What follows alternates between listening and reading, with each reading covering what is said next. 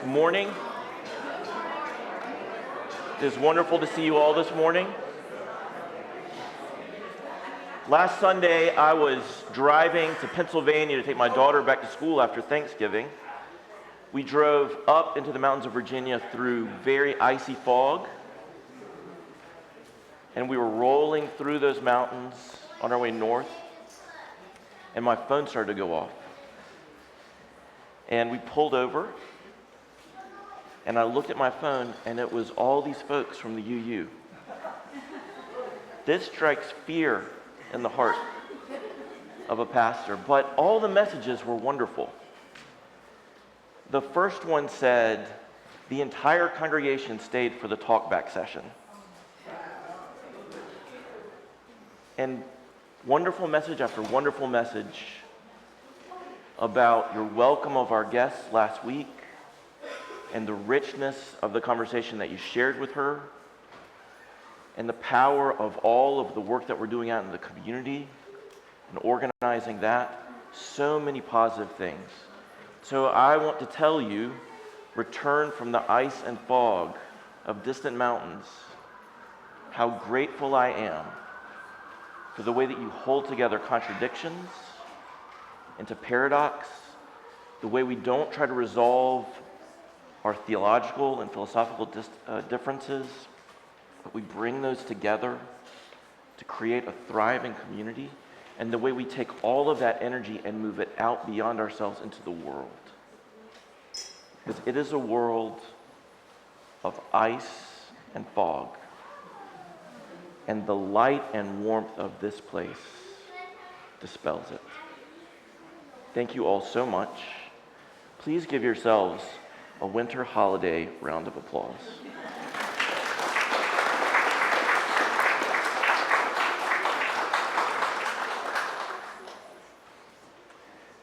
Many years ago, there was a little girl born into our dark and cold world. Her name was Louise Owens.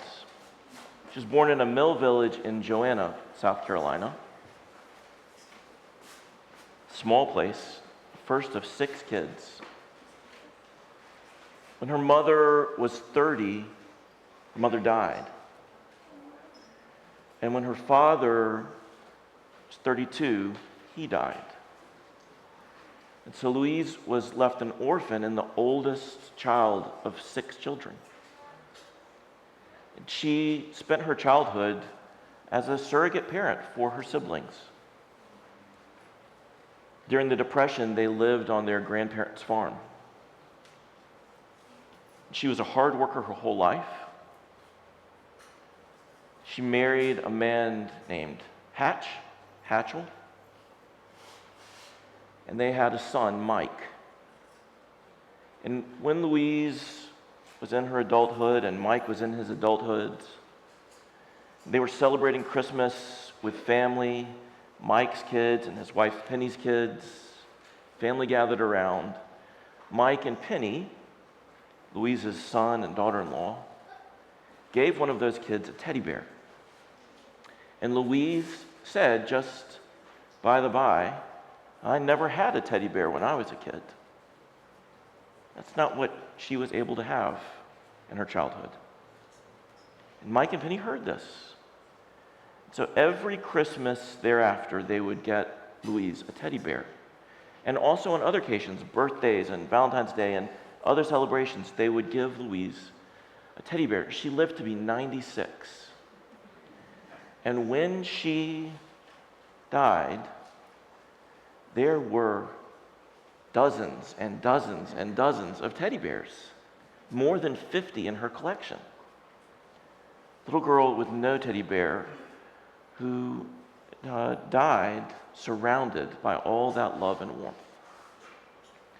And Mike and Penny looked at these bears and said, we have no idea what to do with these, and they have been such an act of love, they don't need to just stop. So they came to the church and they said, what could we do with all of these bears? Our previous director of religious education, Sybil Argentar, called agencies around town. And she learned that when a child has to leave their home, because of instances of abuse or neglect. The officers working with that child and the agencies that are trying to support that child will give that child a bear or another stuffed animal so that as they go into the world of ice and fog, they have warmth to hold. And a sign, however small, that there is somebody who cares about them and who's trying to support them. And so that first year after Louise's death, we held our first Teddy Bear Sunday. And far more than 50 bears entered into this congregation and gathered here in warmth and love,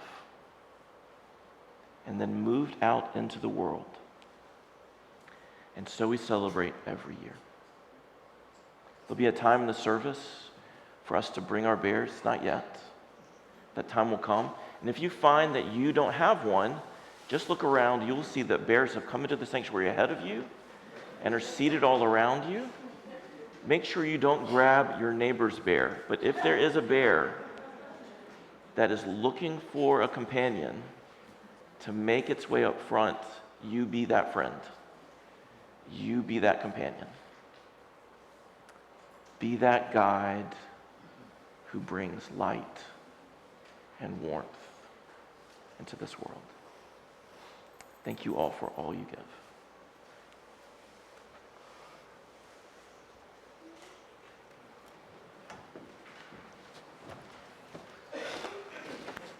Good morning. Please turn to hymn number 235 in the regular hymnal and join in singing Deck the Hall with Boughs of Holly.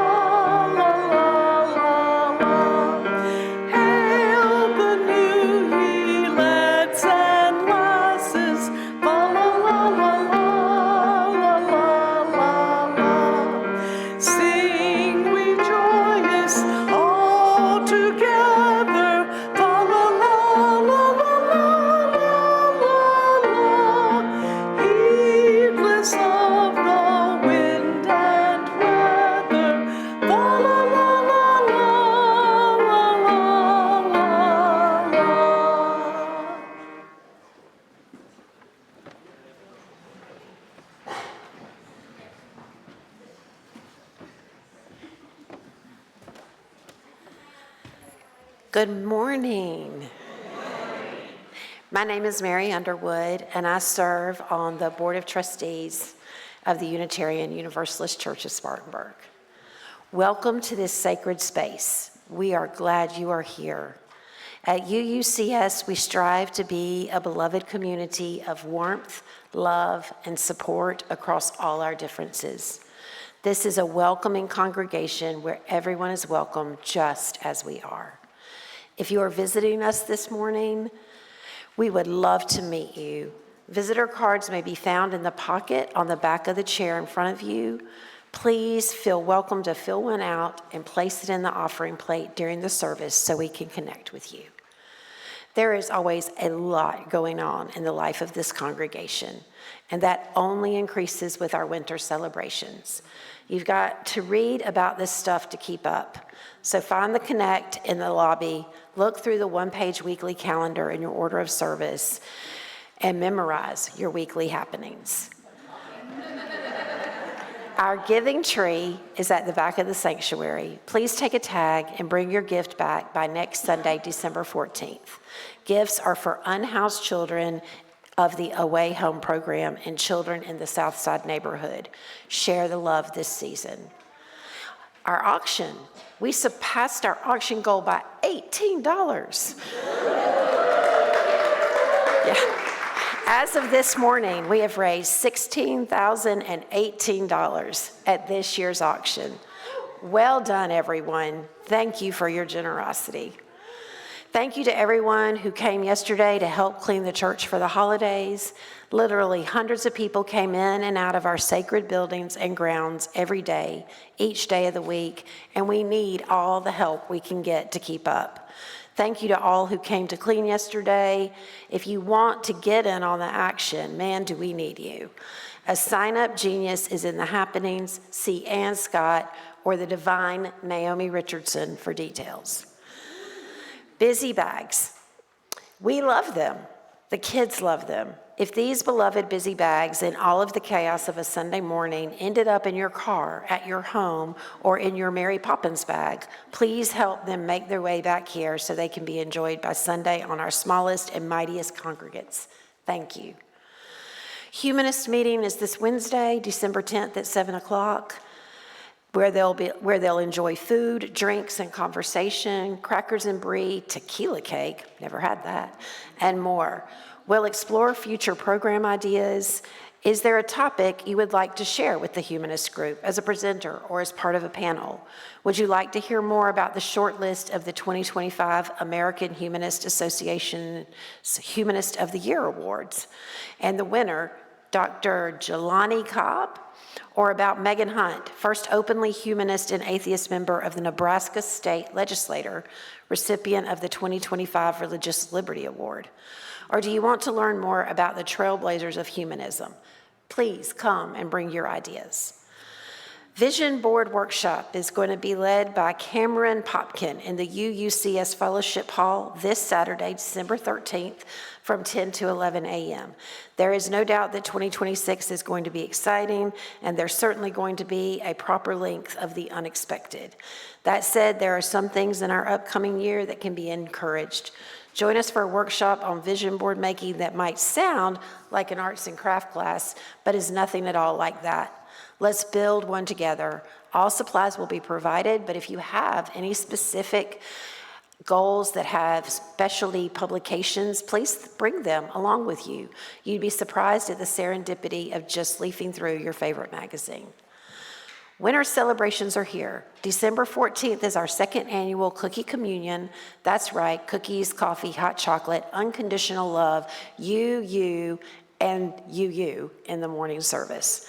December 21st, we celebrate the winter solstice at 6:30 p.m. in the sanctuary. That same day, we welcome our unhoused children and their families through a Way Home program. Please sign up to help for our 2 weeks of hosting these families over solstice, Christmas, and the New Year. We really need your help. Then on December 24th, we will revel in our 6:30 Christmas Eve candlelight service. All services are for every one of us, all ages and beliefs. And on Christmas Day, our Christmas brunch. Come and enjoy the beauty of this season together. Thank you all for all that you do to make this a place of love, warm, and welcome for all.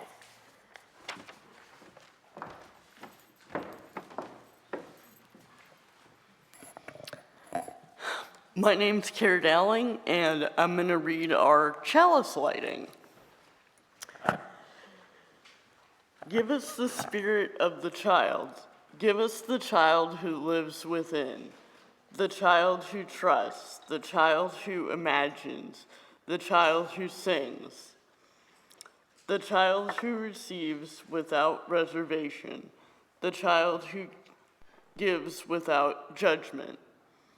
Give us a child's eyes, that we may receive the beauty and the freshness of this day like a sunrise. Give us a child's ears, that we may hear the music of mythical times. Give us a child's heart, that we may be filled with wonder and delight. Give us a child's faith, that we may be cured of our cynicism. Give us the spirit of the child, who is not afraid to need, who is not afraid to love.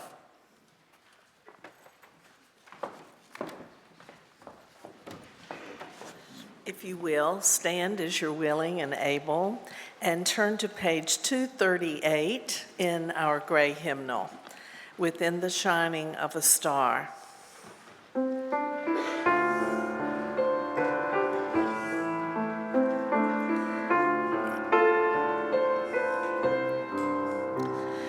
Within the shining of a star, we catch a glimpse of who we are. In every infant born we see the hope of our nativity, the miracle of each new birth can shake and save the stony earth. Triumphantly, the newborn's cry strikes echoes from the waiting sky.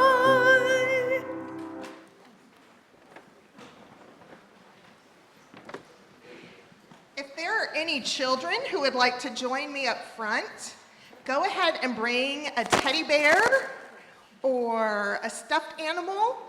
Maybe you brought one with you, or maybe there's one somewhere around that needs a friend you can bring forward.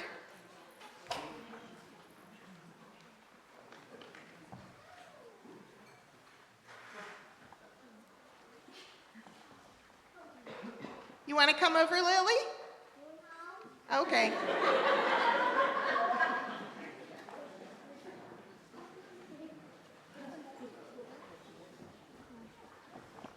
Yay. Hi, y'all. How are you? Fine.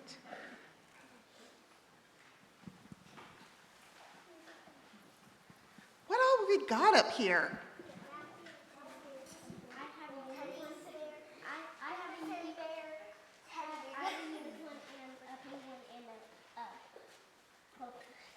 Ooh, I think my favorite is the walrus. That is pretty cool, a Christmas walrus. Do you guys have any stuffies or loveys or teddy bears? Yeah? 57? Is there one particular one that means the most to you? Yes, I have one. I like the unicorn. You have a unicorn? I love my stuffy that's named Named Wally? Oh, that's a good name. Do you have a stuffy that you love? Your what? Your Charmander? Charmander's pretty cool. What's your favorite out of all 57? You don't know? You love them all. Well, this guy is Mr. Bunny. Mr. Bunny has been with me since I was about 4 years old. And Mr. Bunny was sent to me by my grandparents. And I lived far away from my grandparents. But they sent it, and they actually sent it at Easter, hence a bunny, to say, hey, even though we're not together, I want you to remember that we love you, right? Now, Mr. Bunny and I have seen some things together.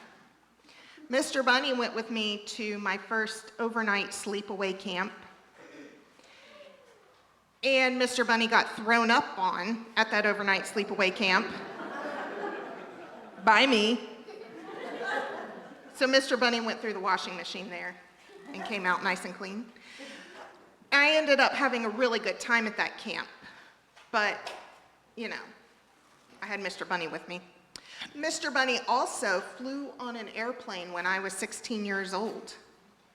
I flew by myself to go visit my aunt in Germany.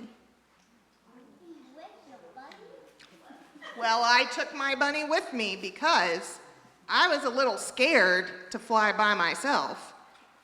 I'd never done that before.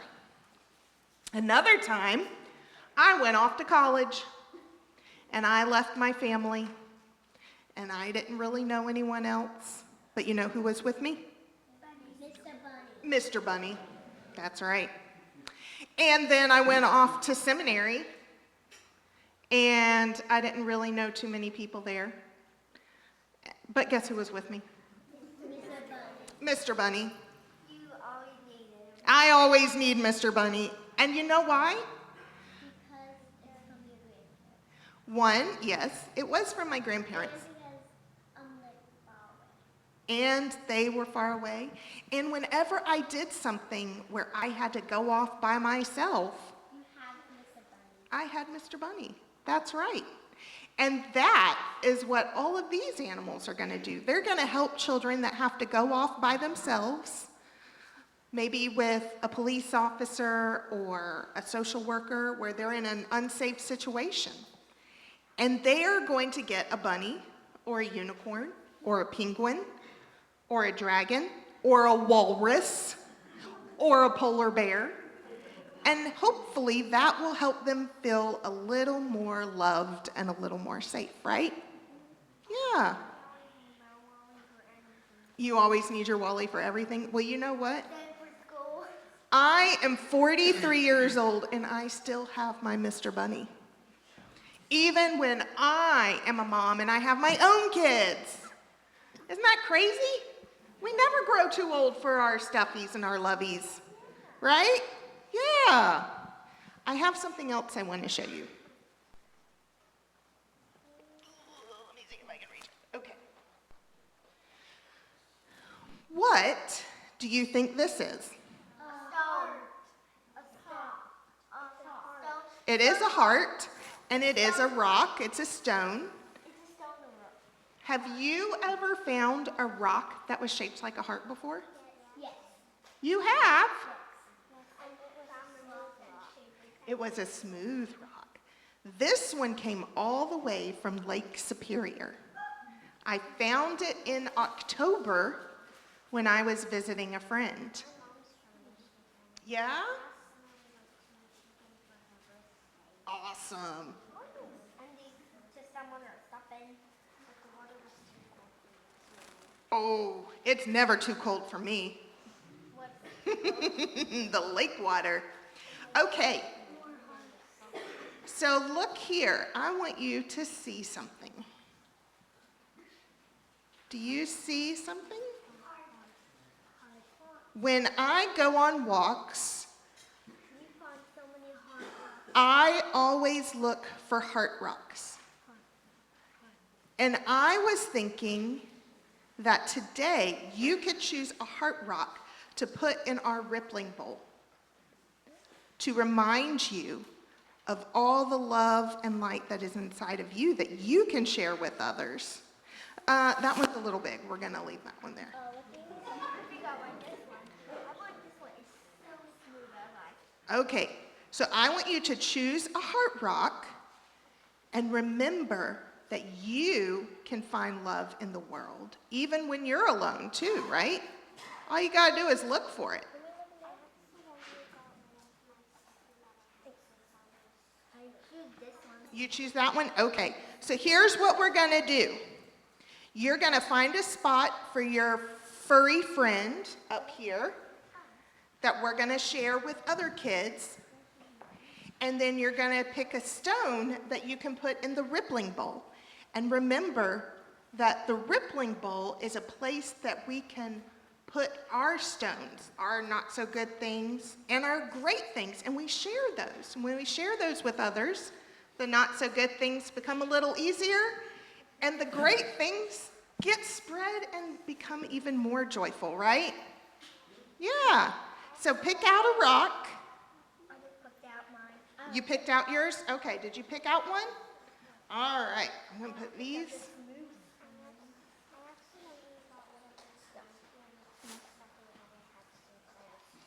Oh, well, I'm sure you have a new one now, right? What are you doing? Okay, put your critter up here. We'll put this big one. We'll put this up here. I'm gonna take Mr. Bunny back. I'm not gonna put him under there. All right, and then you're gonna come over here. And remember that the ripples remind us of all the love that we can share and that others are helping us with the hard stuff too, right? Okay. Oh, you lost your rock. There you go. You want to pick a new one? All right. That's a good one. All right. All right, friends. Thank you for coming up. And now I invite the rest of the congregation to bring up their loveys and stuffies and critters of all kinds and find a spot around the poinsettias. And then you can come over here to the rippling bowl and share your joys and your concerns.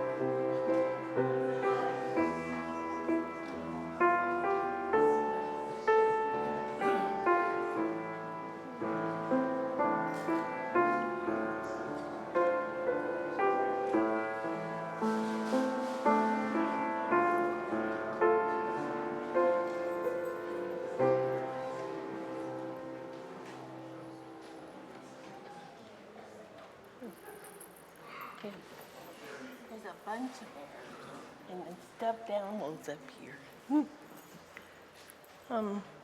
Now it's time to do our covenant. And the covenant was written by members of this church. We live by it every day.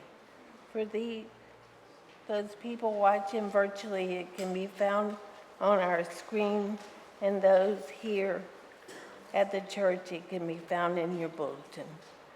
Will you say it with me now? With courage we say, we are the people of faith and hope.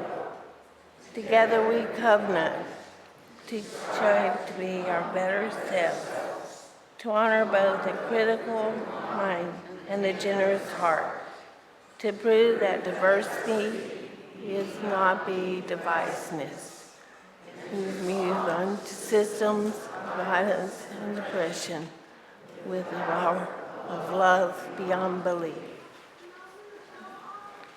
And greeting one another is a time set aside for us to greet each other, and we honor each other's space.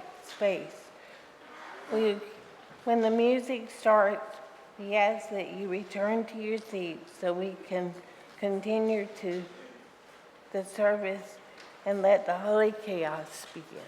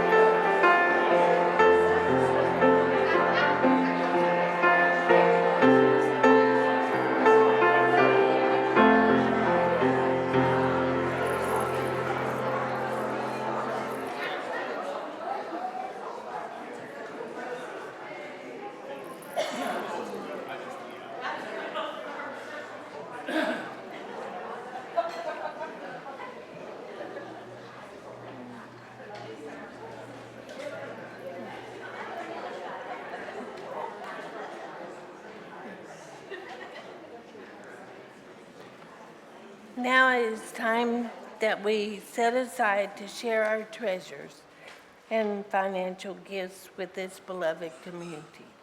We also share the plate each month with an organization here or in the world. We share half the designated gifts this month with the World Central Kitchen to feed the starving children in Gaza. And may the ushers please come forward.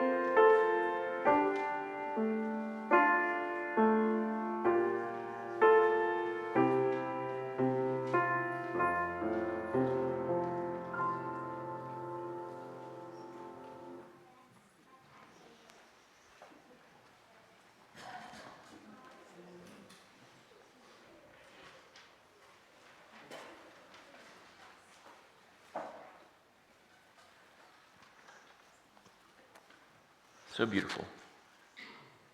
Thank you all. Share silence with me.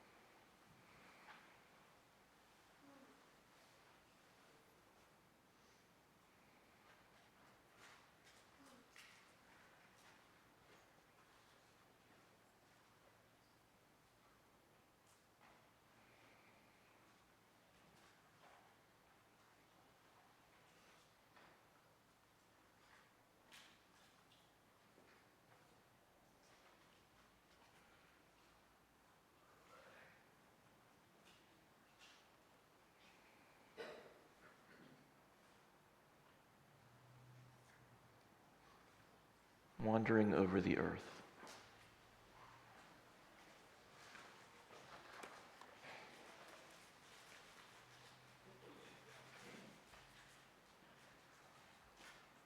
One of the most beautiful parts of this service each year is when the service is over.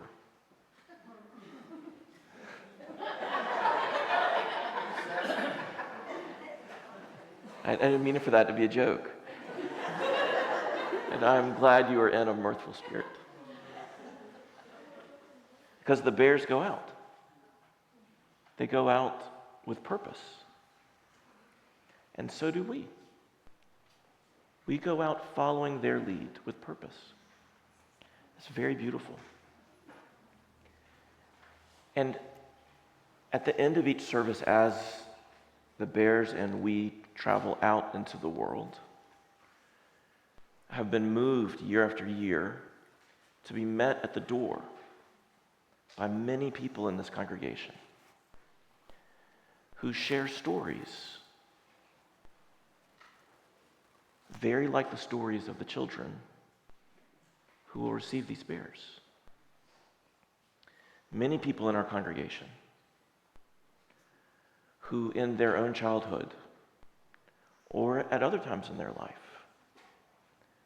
found themselves going out into the darkness, into the night, and often not by their own choice, but out of need. And remembering the one or two people or the small group of folks that accompanied them and cared for them and welcomed them as they sought a place to call home on the face of this earth. Many people in this congregation who have their own bears that have traveled with them for many years now. Thank God for that. And now that we have done this for several years, there are even some stories where folks who are part of this congregation wonder if the bear they were given first came from this sanctuary. One of those stories is depicted on the front of your bulletin. 2 little girls with bears. I want to invite Merica Tam to share her story of wandering over the face of this earth and the accompaniment that she and her sister received. Merica.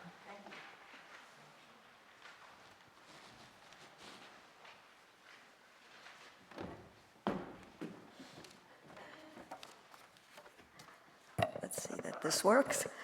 Good morning, everyone. So did anyone recognize me in that photo before you read the caption?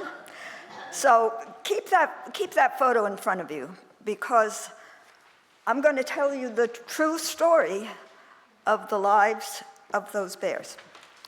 And the story starts with World War II.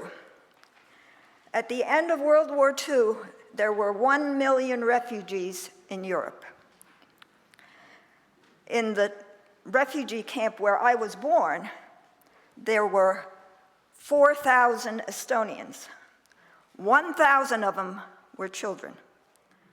And that refugee camp was in Geislingen, Germany. It's a little town in the area of Bavaria. So why did tens of thousands of Estonians leave their home country in 1944?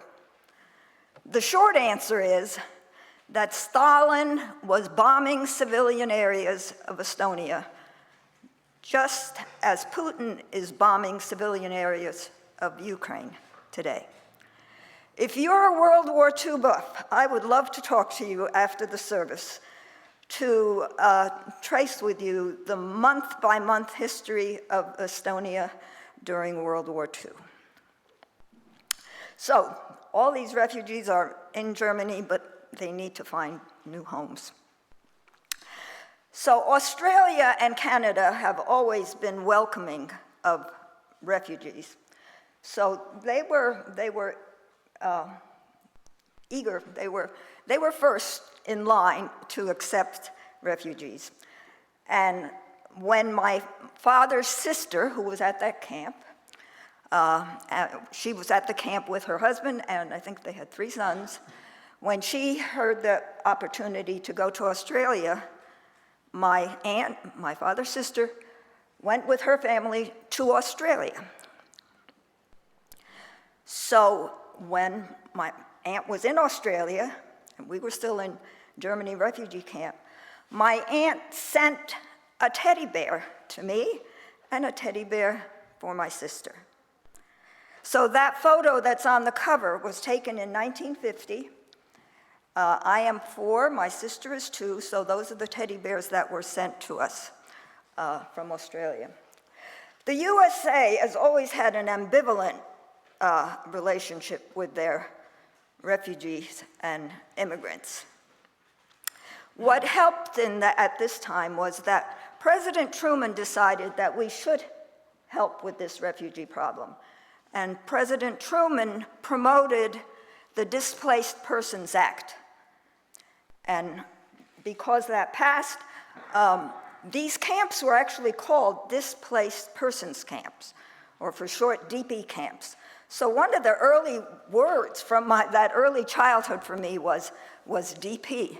I didn't know what DP meant, but I knew we were DPs.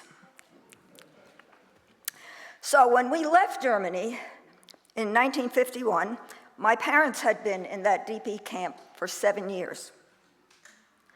We had a 10-day voyage. It was on an American military transport ship. And the teddy bears had an adventure during that trip. So, my sister and I, we carried our bears with us. But one time when we went to the dining hall, we accidentally left our bears in the dining hall.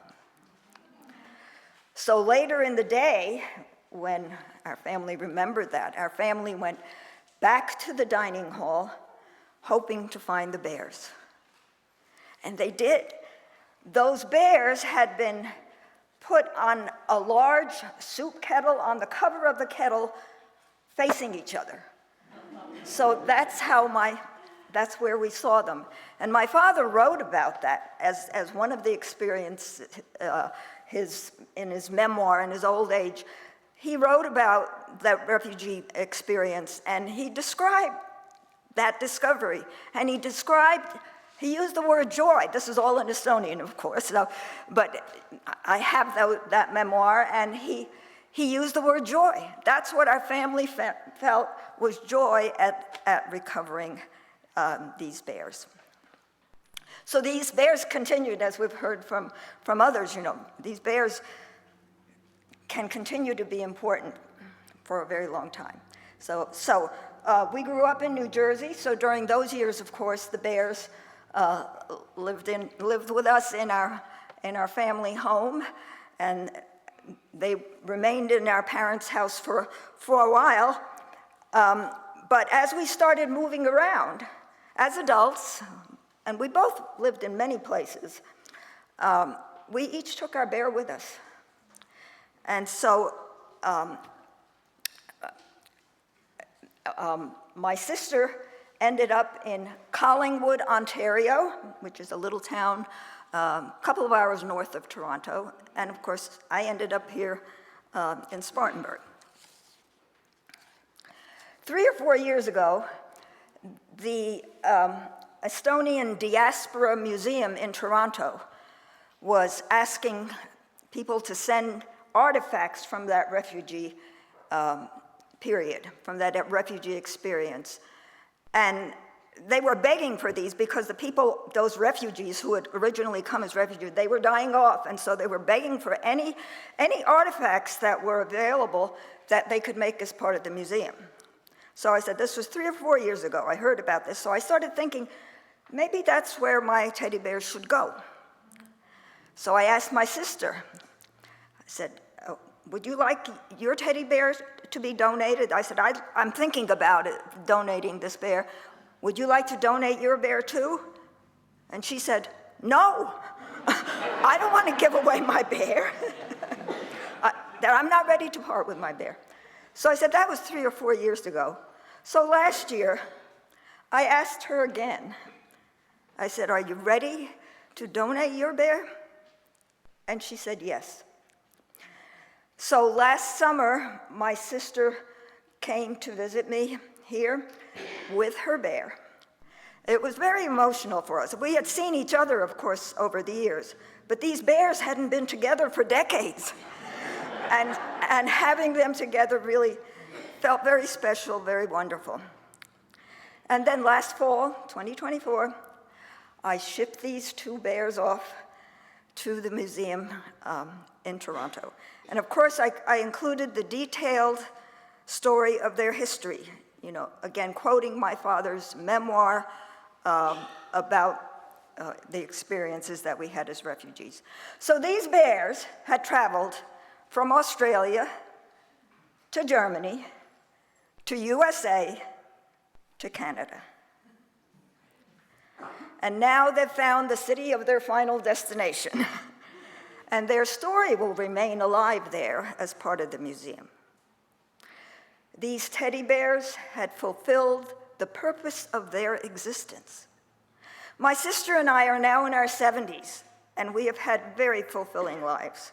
We have children and grandchildren. We have loved, and we have been loved. Teddy bears are all about love. Every child with a teddy bear loves that teddy bear. They learn what it means to love. Every child with a teddy bear feels loved because there was someone that cared about them, that loved them enough to give them that teddy bear. So that's why we're here today. We're here to send off these teddy bears into the world so they can fulfill the purpose of their existence. And that purpose is to add love to our world.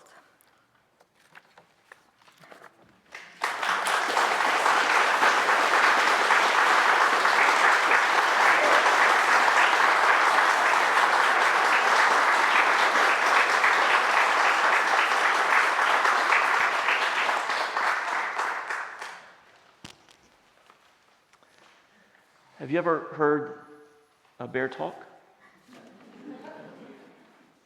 Yes? These bears, they offer comfort, warmth, and love. And they also offer challenge. We send these bears to offer comfort and love. But these bears also speak to us. If you listen, you can hear their voices. And what they say is,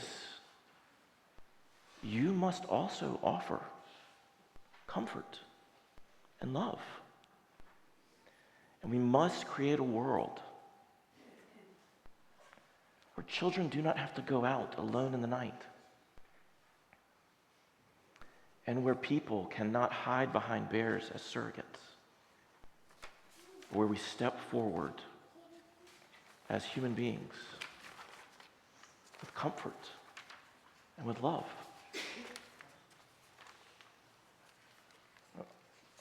Our toys, our images, our stories, our songs of this season, they're beautiful and they comfort us. And they also challenge us to make this a world like the myths and the dreams which we speak and which we sing. Now, in your silver hymnal, we are going to sing a carol. For some of us, this will be a carol of comfort. For some of us, it will be a carol of challenge. But that is what we are here to do together, to offer one another comfort and to offer one another challenge. You may believe every word of this carol, or you may believe no words of it at all, but it is a carol that we share this season. Absolutely beautiful. And what it says to us is the story of this season, the stories of this season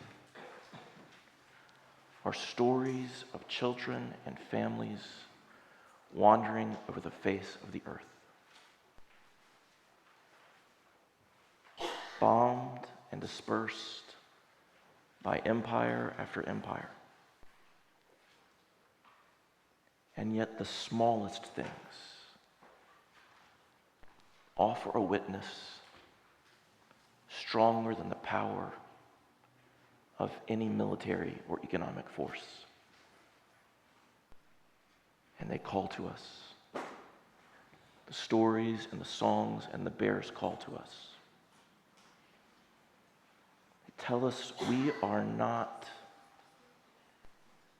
only citizens of nations and empires, of laws and administrations and bombs. We are part of a beloved community, so small and powerful,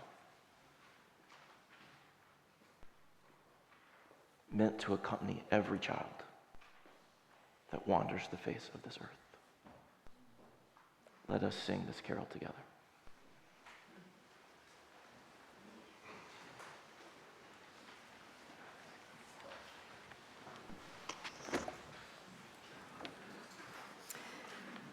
If you will, turn to page 241 in your hymnals, In the Bleak Midwinter.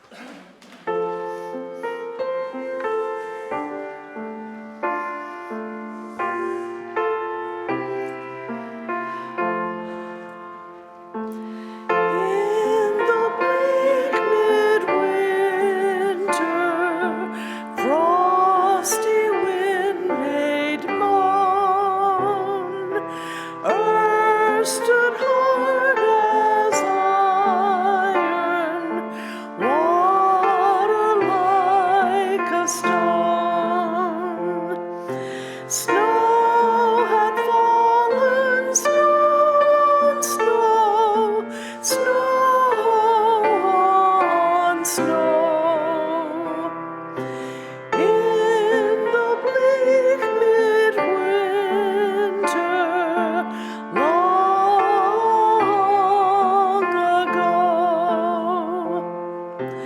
Christ a homeless stranger, so the Gospels say, cradled in a manger and a bed of hay. In the bleak midwinter, stable place sufficed. Mary and her baby, Jesus Christ. Once more child and mother weave their magic spell, touching hearts with wonder, words can never tell. In the bleak midwinter, in this world of pain, where our hearts are open, love is born again.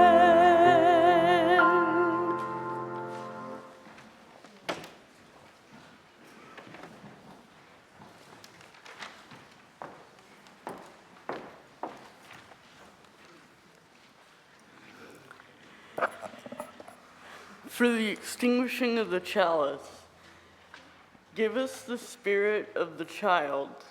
Give us the child who lives within.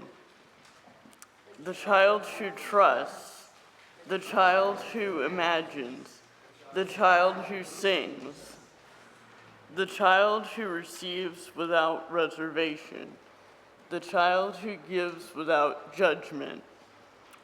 Give us a child's eyes, that we may receive the beauty of the freshness of this day like a sunrise. Give us a child's ears, that we may hear the music of mythical times. Child's heart, that we may be filled with wonder and delight. Give us a child's faith, that we may be cured of our cynicism. Give us the spirit of the child, who is not afraid to need, who is not afraid to love.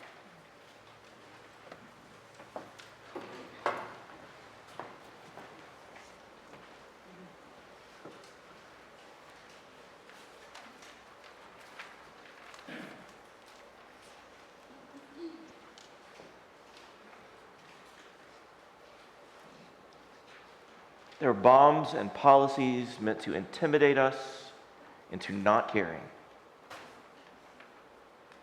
But be full of the spirit of the child, every holy child this season. Have the courage, take on the challenge to love. Now, you heard at the beginning of the service about 27 announcements from Mary. And throughout the service, I've had multiple people, more than 27, come up to me and remind me of a bunch of other announcements that also need to be made. Here they come. After the service, there is a coffee hour. Thank Terry Rockwell and anyone else who helps her for putting this on for us. If you want to help perpetuate, please talk with her or with Ann or with me about continuing this, but go and enjoy something warm to drink and maybe even eat and give thanks to the people who are putting this on. And stay and help with the dishwasher if you like. The tree at the back of the sanctuary has tags. These are gifts for children who are homeless or who live in this neighborhood. And the gifts need to come back next Sunday, so today is the day. Please take a tag for 27. And after the coffee hour, there is a training.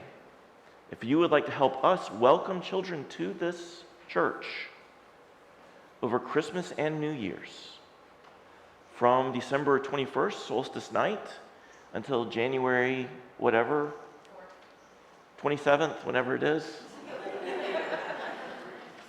This is one opportunity to learn about how to help and to go through the child protection training that is required. We'll handle that later, but to learn how to help. So please feel welcome to stay. And if you can't stay, but you still want to help, we will help you do that as well. Thank you for all that you do. We are going to bless these bears as they go out. So I'd like to invite us to make a big circle around the sanctuary, and those at the front, please hold hands with the bears.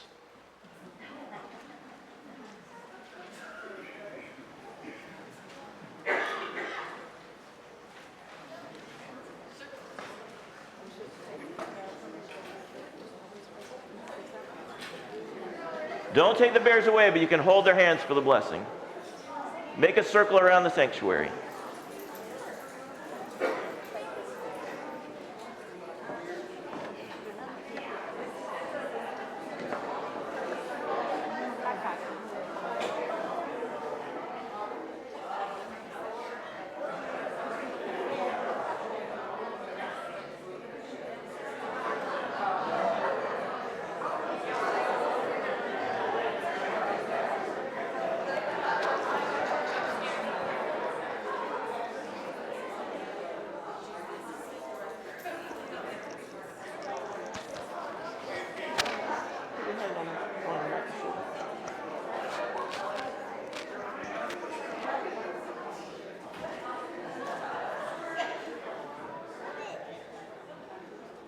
Oh, I would call this a Christmas miracle.